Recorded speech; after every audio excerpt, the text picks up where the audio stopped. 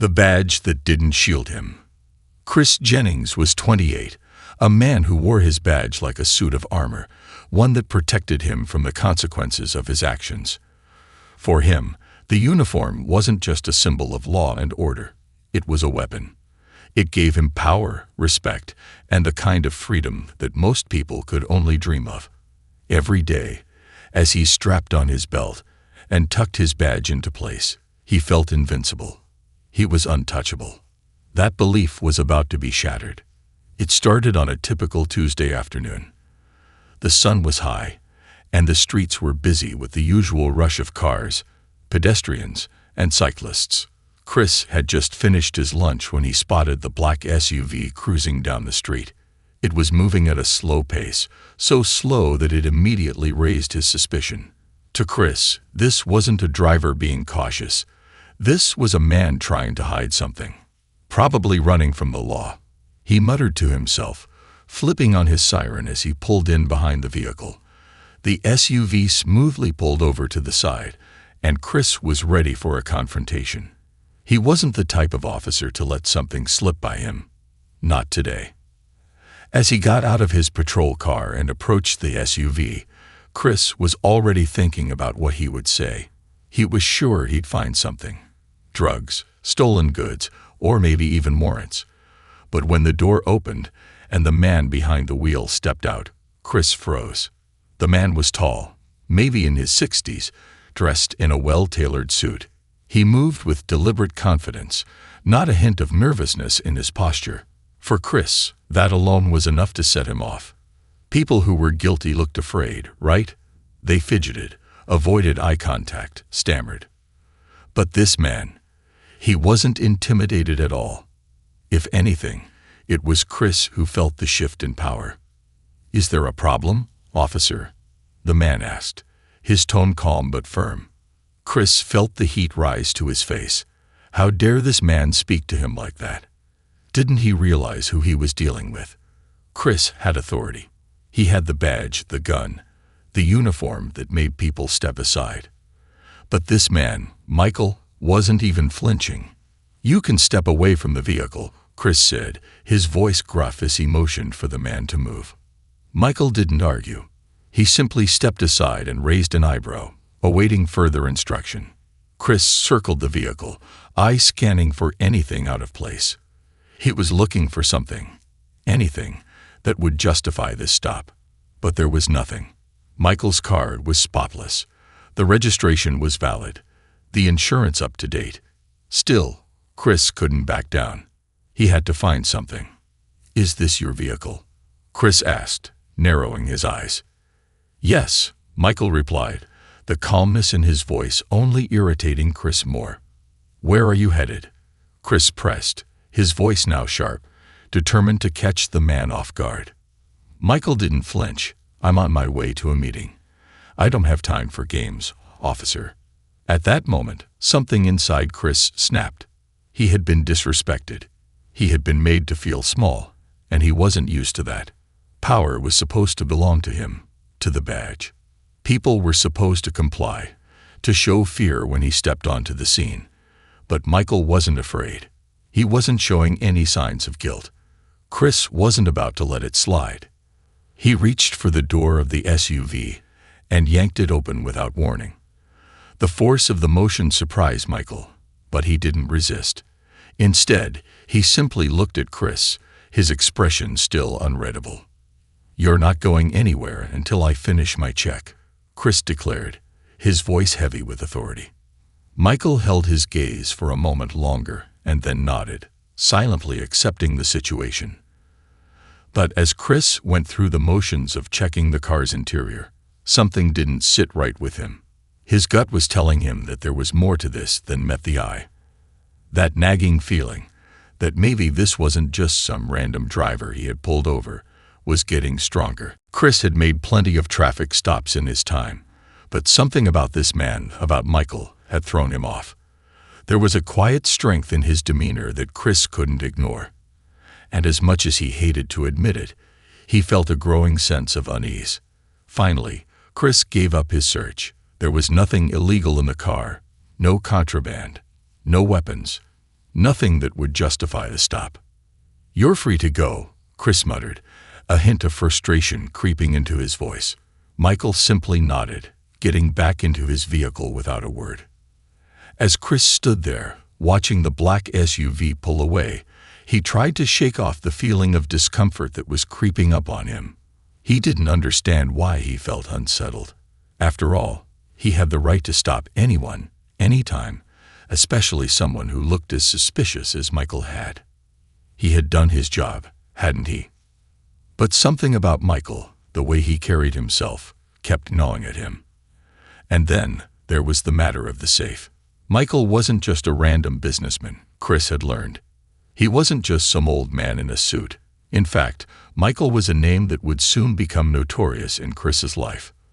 What Chris didn't know, what he couldn't possibly have understood at that moment, was that Michael was the police chief of the district. Not only was he a respected law enforcement officer, but he also had connections and resources that went far beyond anything Chris had ever imagined. And while Chris had thought his badge and uniform gave him the right to do whatever he wanted, he was about to learn that sometimes karma didn't need a badge to make itself known. Chris had no idea how his life was about to change, but the consequences of his actions were about to come crashing down on him. And they would come faster than he could ever imagine. What he thought was just a simple stop was about to lead him into a web of deception, power struggles, and consequences far greater than anything he had ever faced. And it all started with a safe. But that, dear reader, is just the beginning. The safe that held more than secrets. Chris Jennings thought he knew how things worked. He had a badge, a uniform, and the kind of swagger that came with a position of power. He was the law, the one who decided who was guilty and who wasn't. But what he didn't know, what he couldn't have known, was that the world didn't revolve around him. And the world was about to give him a painful reminder. A few days had passed since the encounter with Michael, and Chris hadn't thought much of it. Sure, the man had acted unusually calm during the stop, but that was nothing Chris couldn't brush off. After all, he was a seasoned officer. People acted strange all the time. Michael had simply been one of those individuals who didn't cower in the face of authority, and Chris had let it slide. At least he thought he had. But things took a turn one rainy Thursday afternoon when Chris received an anonymous tip. It was the kind of message that seemed almost too good to be true.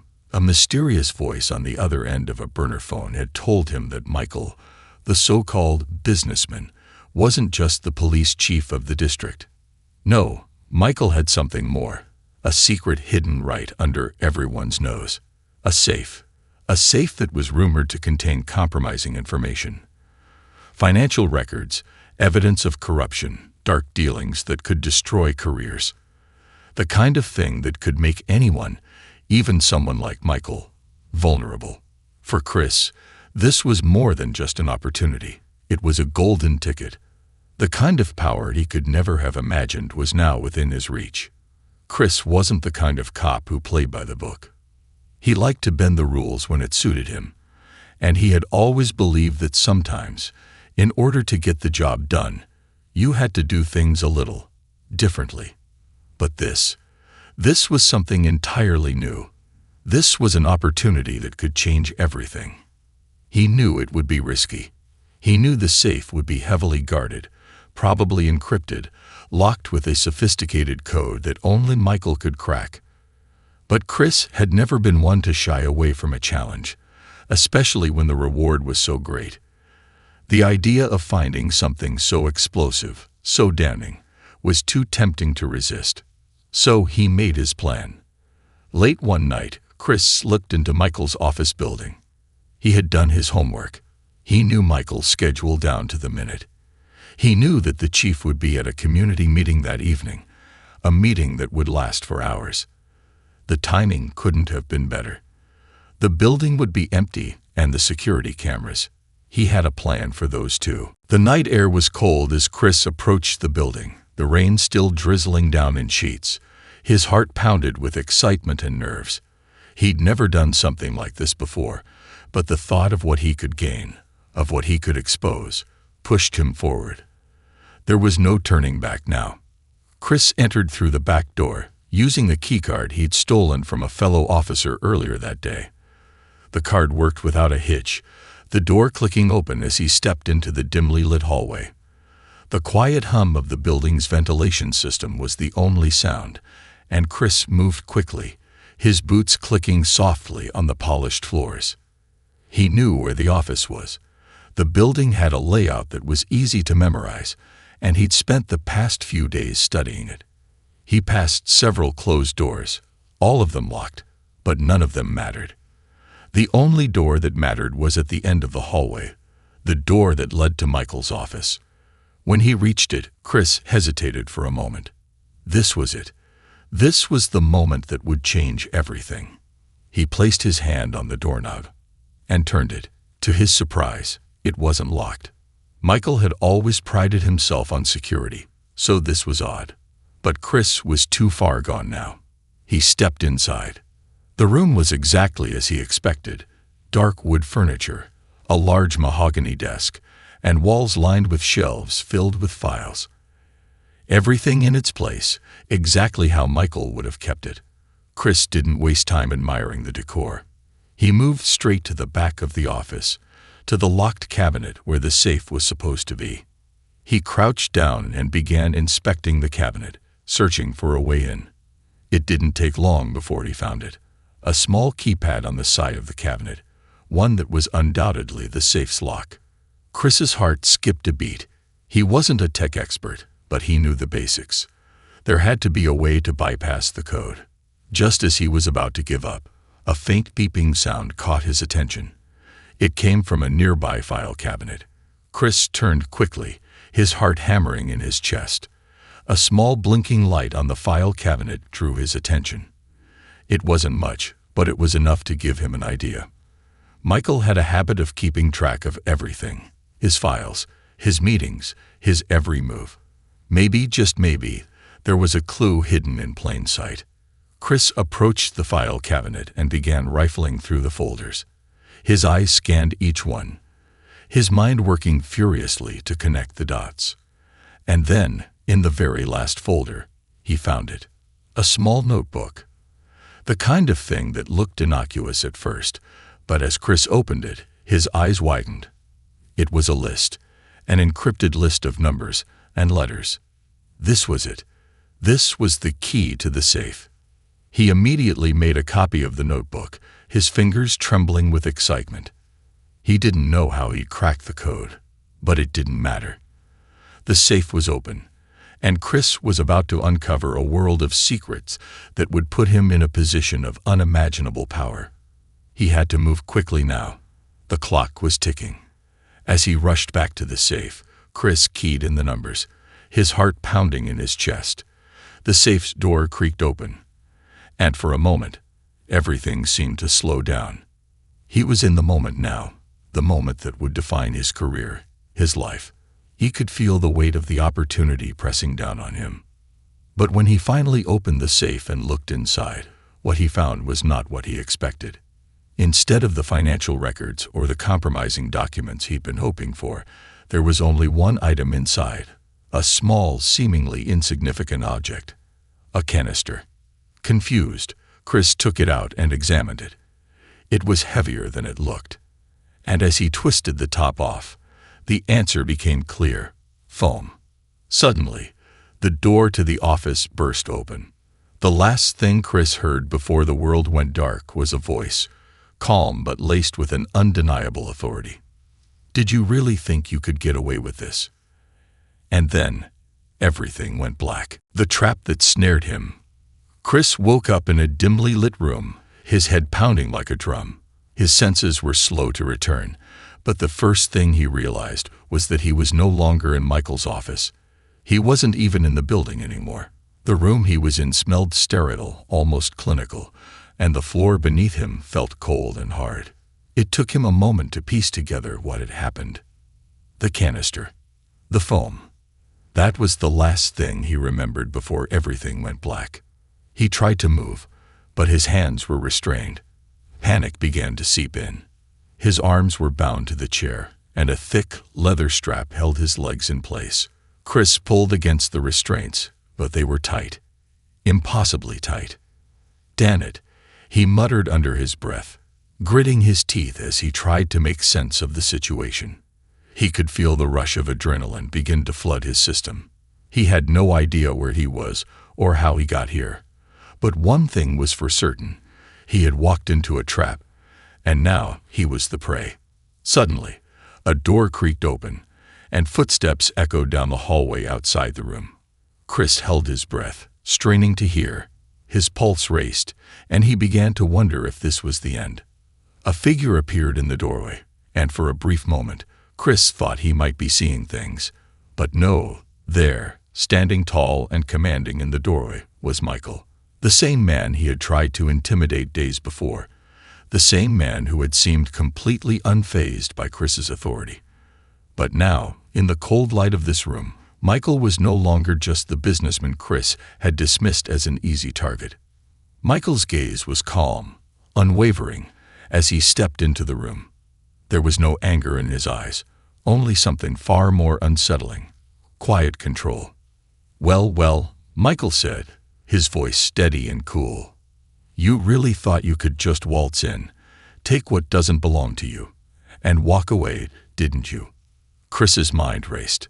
His mouth was dry, and his head was still foggy from whatever knockout drug had been in the foam. He had no idea how long he had been unconscious or what was going on, but one thing was clear. He had made a massive mistake. You can't do this," Chris spat, trying to sound tough even though his voice was trembling. "I'm a cop. You can't." "Actually," Michael interrupted smoothly, "I think you'll find I can do whatever I want. I've been doing it for years." Chris felt his stomach drop as the realization hit him. Michael wasn't just some random officer or even a local chief. He was far more than that. Chris had no idea who he was dealing with, and the enormity of his mistake began to dawn on him. Michael walked over to a desk in the corner of the room and casually leaned against it. "Let me break this down for you, Chris. You think you've been playing the game. But what you don't know is that this isn't the game you think it is. You've been moving pieces around on a board that you don't even understand. And now you've overplayed your hand." Chris tried to maintain his defiance, but it was hard. His heart pounded in his chest, and the reality of the situation was beginning to sink in. He had underestimated Michael. No, he had underestimated everything. Michael didn't even look angry. If anything, he seemed almost bored. "You've been a cop for how long?" Michael asked, tilting his head as he surveyed Chris with an unreadable expression. 5 years, Chris answered, still trying to keep his composure. "But that doesn't matter. You don't get to just kidnap me." Michael's lips curved into a small, almost sadistic smile. "Kidnap? No. You've misunderstood. You've been caught in something much bigger than you realize. You thought you were going after secrets, but what you didn't know was that you were walking into my world. And in my world, the rules are different." Chris's mind was racing. "What are you talking about? I didn't do anything. I found the safe. You were hiding something. You're a criminal." Michael chuckled, a low, almost mocking sound that made Chris's skin crawl. "I'm a criminal. That's rich. You think I'm the one breaking the law here? You think I've been hiding something?" He paused, letting the question hang in the air. "The truth is, Chris, you're the one who's been breaking the law. You just didn't know it." Chris's brow furrowed. "What do you mean? I didn't do anything wrong. I was just trying to expose what you were hiding." "Oh, I'm sure you were. But the problem is, Chris, you were never supposed to find that safe. Not because it was filled with secrets, but because you were never supposed to know anything about me at all. You're not the first officer to get too curious for his own good." Michael's voice was almost conversational now, but it was no less threatening. "And you won't be the last." Chris was starting to understand the magnitude of his mistake. He had walked into something far larger than a corrupt officer or a simple case of stolen goods. The safe he had opened, the one he thought would bring him power, was never meant to be discovered by anyone. It had been a bait, a trap set specifically for someone like him. Chris started to speak, but his words caught in his throat as Michael moved closer. The older man's presence was suffocating now, like a storm that was about to break. "Don't try to talk your way out of this," Michael said, his voice low. "You're not in control anymore. You never were." Chris's mind was spinning. He had no idea how this had all gone so wrong. How had Michael known what he was planning? How had he anticipated every move Chris had made? Michael's eyes narrowed. "You think I didn't know you were snooping around? I've been watching you, Chris. The whole time. The tip you got. That was me too. The notebook you found. That was planted for you. I knew you'd take the bait." Chris's mouth went dry as the full scope of his situation hit him like a punch to the gut. This wasn't just a random stop gone wrong. This was a setup. Michael had known exactly what he was doing. And now, Chris was the one caught in the trap. "You're a fool if you think you can walk away from this," Michael said, his voice now turning colder, harder. "You've crossed the line, and there's no going back. If you think you're the hero of this story, think again. You're just another pawn in a much larger game." Chris opened his mouth to protest, but the words died on his lips. He was helpless now, trapped in a web spun by a man who was far more powerful than he had ever imagined. He had thought his badge gave him control, but now he realized he was just another puppet. Michael turned on his heel, heading toward the door. "I'm going to give you a choice, Chris. You can stay here, bound and helpless, or you can join me. You can become part of something bigger than you ever dreamed. But know this, if you refuse, if you try to escape, you'll regret it. You'll regret ever stepping into this world." Chris's chest tightened. He didn't know what was worse, being a pawn in Michael's game, or the brutal realization that he had lost control of his own fate. As Michael left the room, the door clicking shut behind him, Chris was left in the silence, grappling with the weight of his decisions. The trap had been set, and he had fallen right into it. The choice that changed everything. Chris woke up to the quiet hum of machinery and the soft buzz of fluorescent lights overhead. His head was still heavy, his body stiff from hours, or maybe days, of being restrained. As his eyes slowly adjusted to the dim light, he realized he was still in the same cold, sterile room. His restraints had been loosened, but they hadn't been removed. The door to the room opened without warning, and Michael walked in.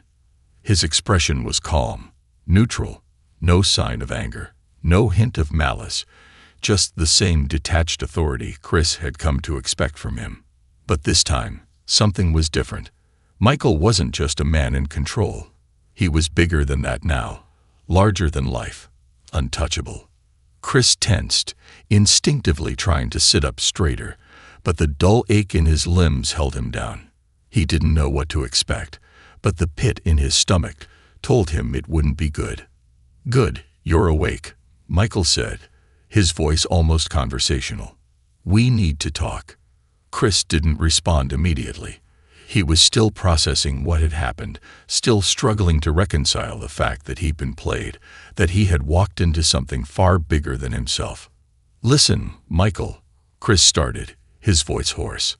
"I don't know what's going on here, but this isn't right.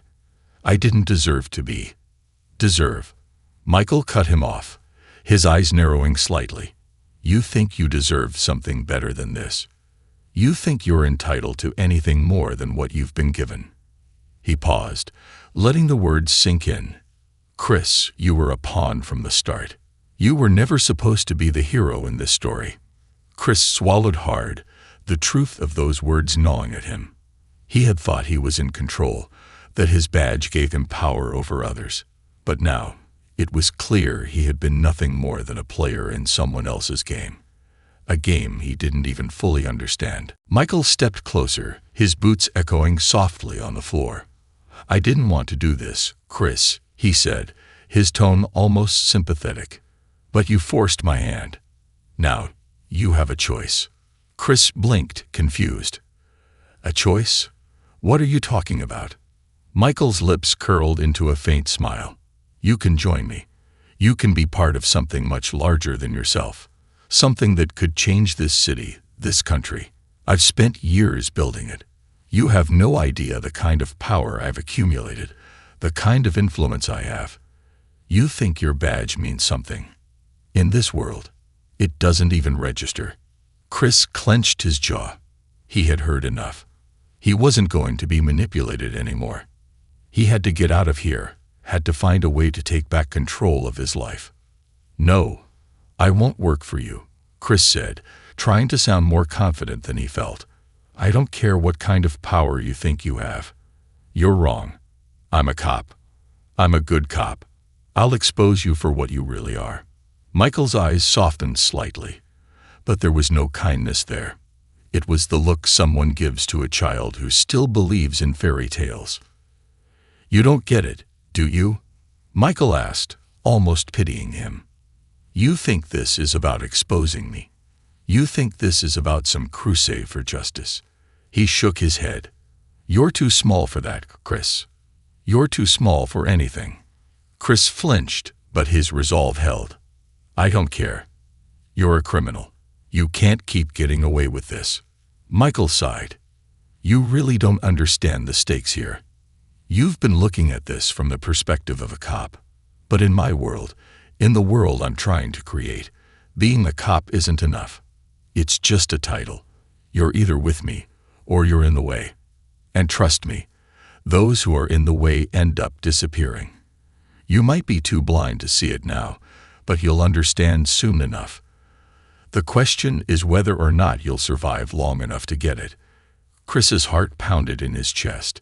He wasn't afraid of Michael. Not yet.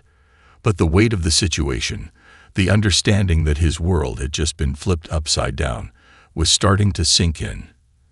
Everything he had ever known, everything he thought was right, was now in question. Michael stepped back and motioned to the door. "I'll give you some time to think it over. You can stay here and keep fighting a losing battle, or you can join me and be part of something greater. But you don't get both. You don't get to walk away from this." Chris's eyes narrowed. "What happens if I refuse? What happens if I keep fighting?" Michael smiled, but it was a cruel, calculating smile. "Then you'll die fighting. And I'll let you. But remember this, Chris, this choice isn't just about you anymore. It's about the people you'll hurt by standing in my way." With that, Michael turned and walked out of the room, leaving Chris alone with his thoughts. The next few hours were a blur. Chris sat there, wrestling with his options, with the weight of the decision before him. The room was cold, the silence suffocating, and the restraints were gone, but it didn't matter. He was still trapped by the consequences of his own actions. He had come here thinking he was doing the right thing. He had thought he was uncovering corruption, exposing someone who had been hiding in plain sight. But now, he understood that this was no ordinary case. Michael wasn't just a crooked cop or a man with a few skeletons in his closet. Michael was part of a much larger, far-reaching network, a system that Chris couldn't even begin to comprehend. What was he supposed to do now? He couldn't go back to his life before. He couldn't pretend that he hadn't seen what he'd seen, that he hadn't felt the weight of Michael's words. No, there was no going back now.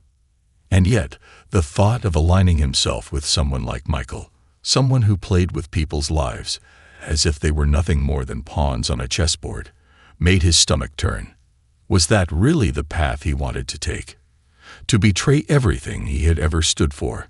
To give up his integrity, his morality, just to survive in a world that had no place for either? But the other option, resisting Michael, trying to expose him, seemed impossible now. He was outmatched, outclassed. Michael had orchestrated this entire situation, had played him like a fiddle, and Chris was just beginning to see how deep the rabbit hole really went. It wasn't until the door opened again that Chris had his answer. This time, the figure that entered the room wasn't Michael.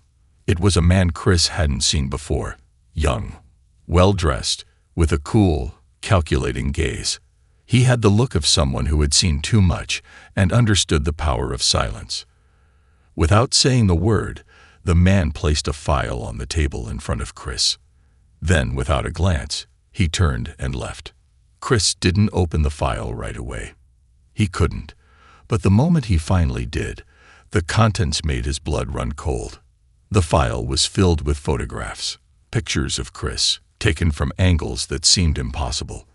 They showed him at the precinct, at his home, at various places in the city. The last photograph was the one that broke him. It was a close-up shot of his mother's house, taken from a hidden vantage point. The note beneath it read, "You have 24 hours to decide." And then, in the corner of the photo, was a single sentence. "If you choose to fight, she will pay the price." Chris's hands trembled as he closed the file. The truth hit him with the force of a freight train. Michael wasn't just playing the game. He was watching him. And now, Chris had a choice to make. To live with his honor, or to betray it. To protect his mother, or to take a stand against a system that had already crushed him. The clock was ticking. The breaking point. The clock on the wall ticked ominously, each passing second gnawing at Chris's nerves like a relentless predator. He couldn't stop thinking about the photograph, the shot of his mother's house, tucked away in a quiet neighborhood, untouched by the chaos of his own life. That photograph had shattered something inside him. A realization that, despite everything he had thought, he wasn't in control anymore. Michael had played his cards expertly, and Chris had walked right into the trap. The more he thought about it, the more everything seemed orchestrated, from his initial stop of Michael's SUV, to the phone call, to the tip-off, all the way down to this moment.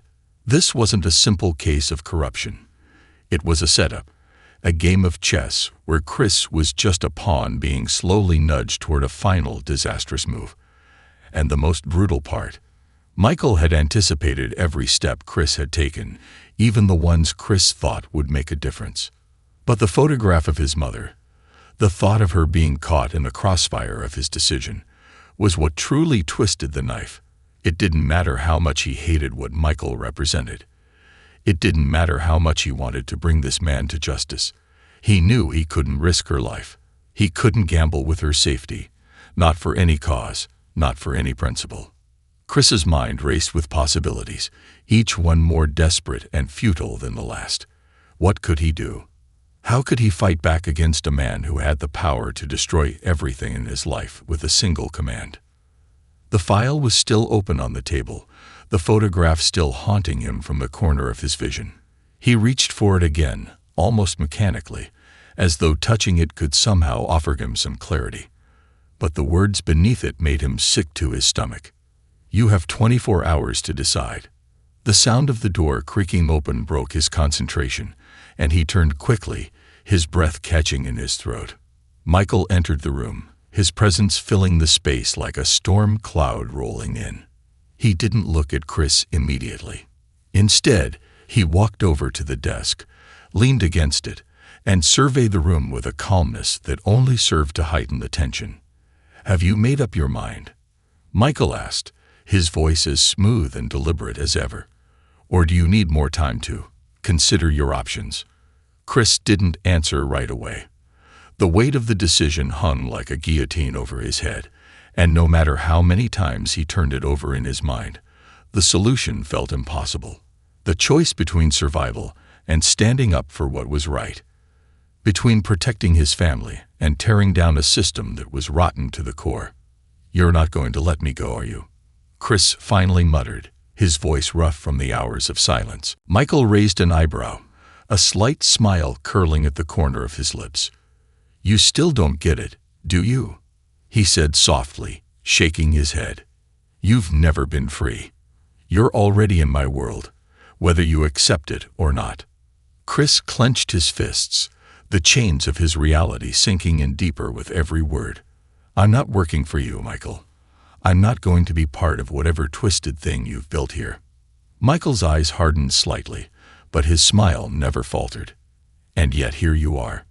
If you don't cooperate, if you don't join me, what happens to your mother? What happens to the people you love, the ones who are counting on you to make the right choice?" He paused for a moment, letting the silence stretch. "You'll never be able to walk away from this, Chris. Not now. Not after everything you've seen. Chris could feel the walls closing in on him. Every breath felt harder to take, every thought more suffocating.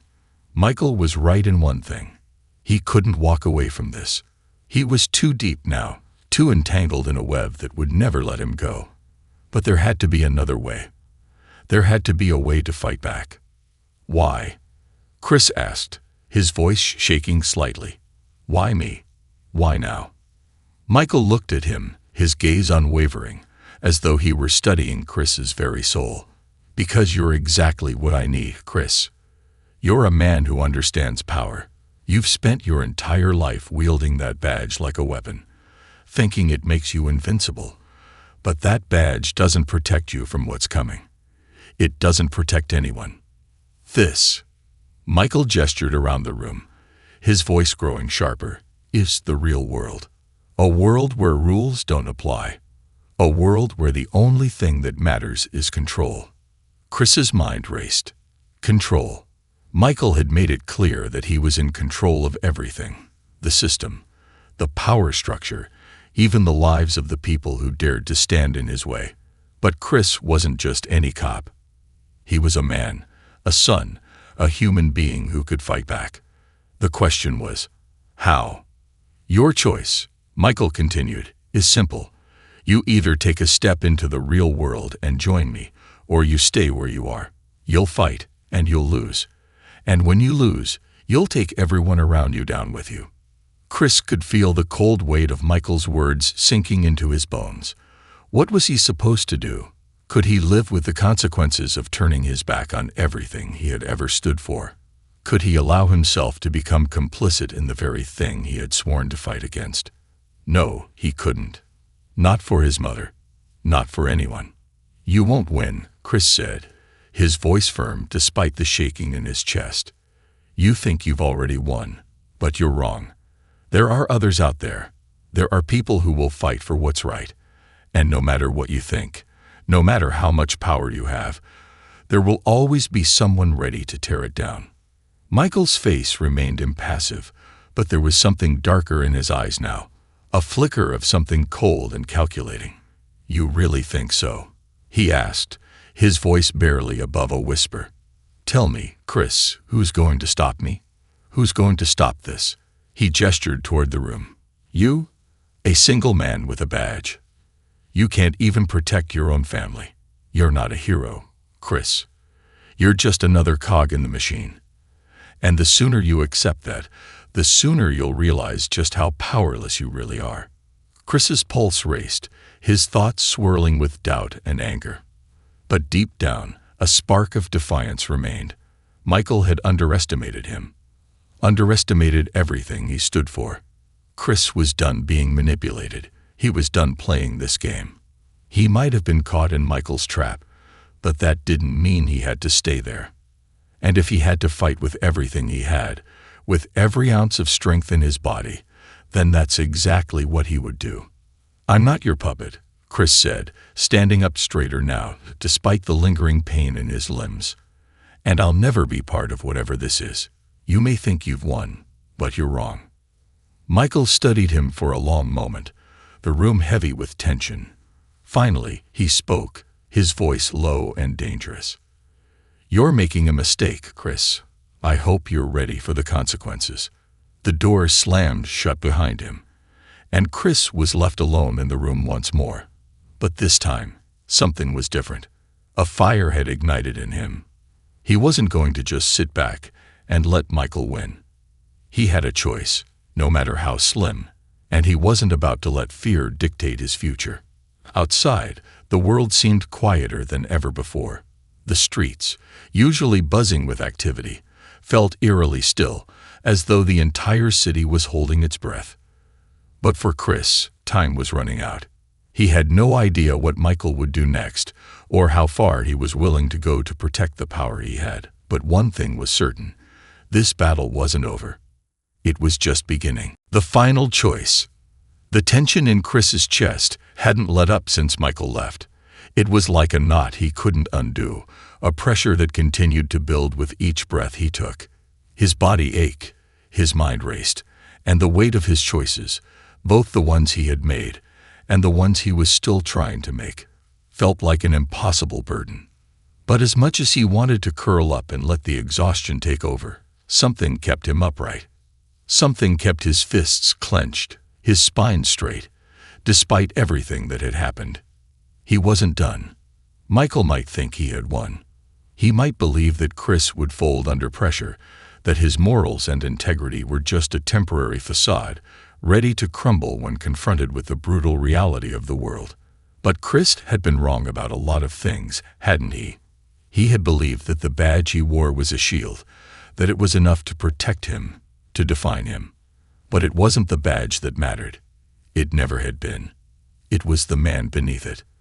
And the man beneath it wasn't going to roll over for someone like Michael. The door to the room clicked open again, but this time it wasn't Michael who entered. It was a woman, a stranger, someone Chris didn't recognize. She was tall, dressed in dark clothes that looked professional, but her face was hard to read.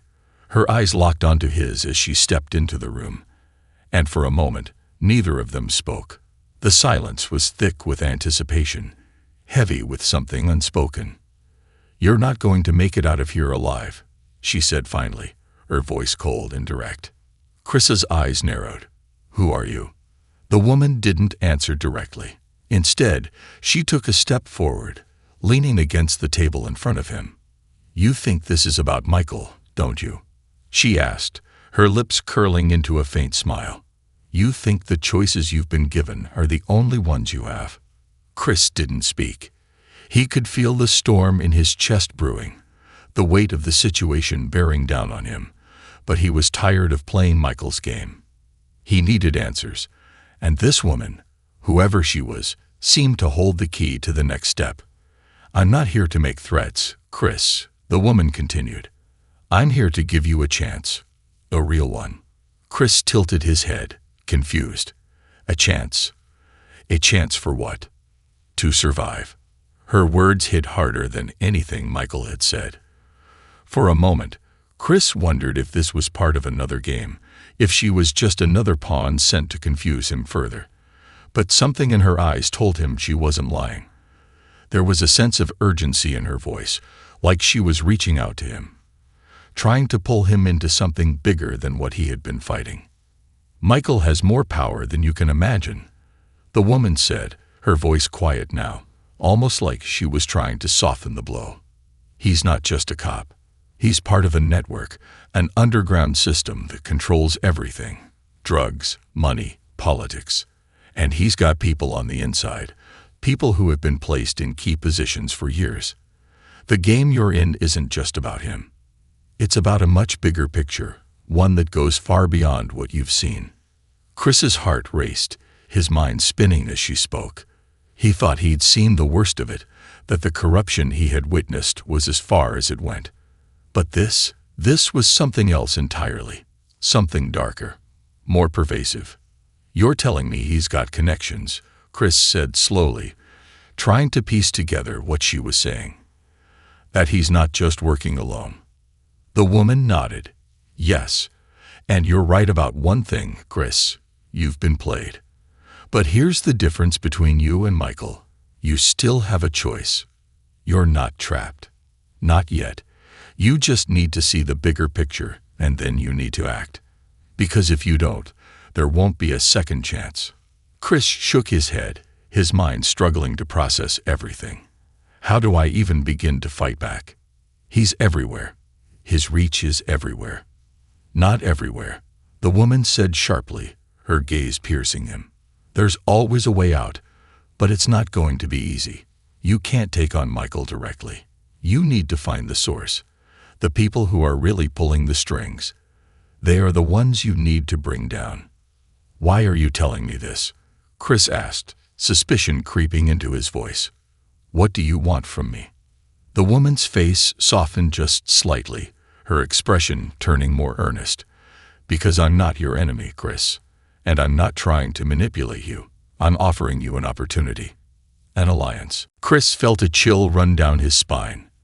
An alliance? You have the skills, she said, her eyes scanning him like she was assessing his every move. You've got the determination. You're a cop, whether you want to be or not. And you know how to fight. What you need now is the right people in your corner. People who've been watching Michael for years. People who know how to take him down. Chris felt a spark of hope ignite within him. It was almost laughable.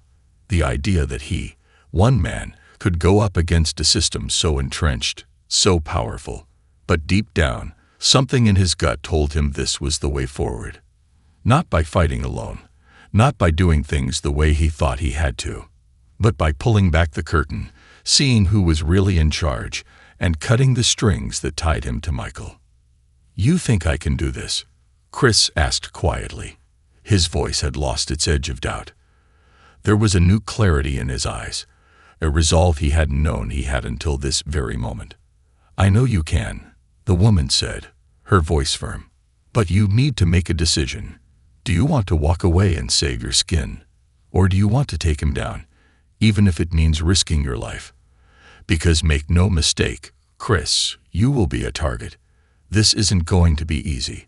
But if you can't make that choice, then you'll never have the chance to fight back." Chris stood, his legs shaky beneath him, but his resolve growing with each passing second. This wasn't the choice he had expected. There were no more simple answers, no neat solutions, but there was one thing that was clear. This was no longer just about him. It wasn't just about protecting his family or saving his own skin. It was about something bigger, something more important than the petty battles Michael had drawn him into. It was about the truth. He looked the woman in the eye. "I'm in. I'll take him down."